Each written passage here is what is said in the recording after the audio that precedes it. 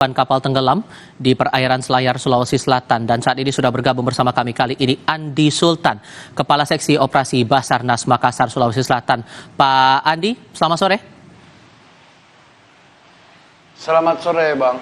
Ya, terima kasih sebelumnya sudah mau berbicara bersama kami untuk kesempatan kali ini. Gambarkan kepada kami lebih banyak soal proses pencarian hari ini dan berapa banyak korban yang sudah ditemukan. Oke, terima kasih untuk proses pencarian mulai pukul 7 pagi. Tim SAR gabungan sudah melakukan pencarian di mana memang kita berfokus di antara Pulau Jampea dan Kayuadi dan juga di Rujani. Dan alhamdulillah pada pukul 11.30 tadi kami terima info bahwa telah ditemukan dalam keadaan selamat atas nama Ahmad Sabecan sekitar 91 mil dari LKK dan langsung dievakuasi ke rumah ibu desa di desa Jinato. Dan saat ini korban kami update di jumlah korban semuanya 35 orang, selamat 12, MD 2 orang, dan dalam pencarian 21 orang. Sebagian korban saat ini masih dilaksanakan perawatan medis di Puskesmas Kayuadi, seperti itu, Pak.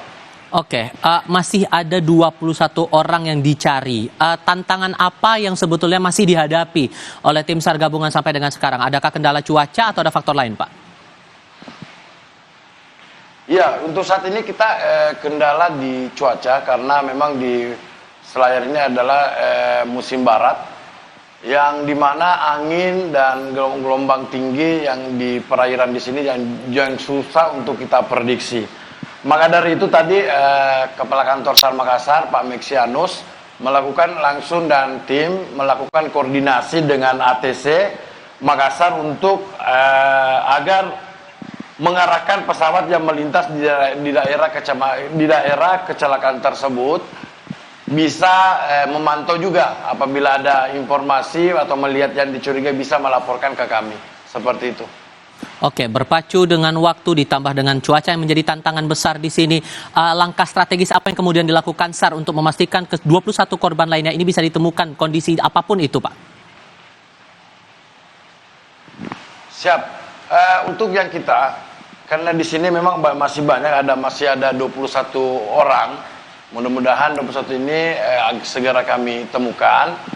Maka dari itu kami berkoordinasi juga sama pihak pemerintah untuk seperti kepala-kepala desa untuk menginstruksikan ke masjid atau seperti mana untuk memberikan informasi kepada nelayan yang notabene-nya sebagai nelayan yang sering melaksanakan operasi-operasi atau melaksanakan kegiatan-kegiatan di laut, bisa menghubungi kepala desa seperti yang tadi yang sudah dilakukan di desa Jinato. Itu kepala desanya melapor ke tim bahwa setelah warga saya sudah menemukan satu korban, mungkin alhamdulillah selamat, seperti itu.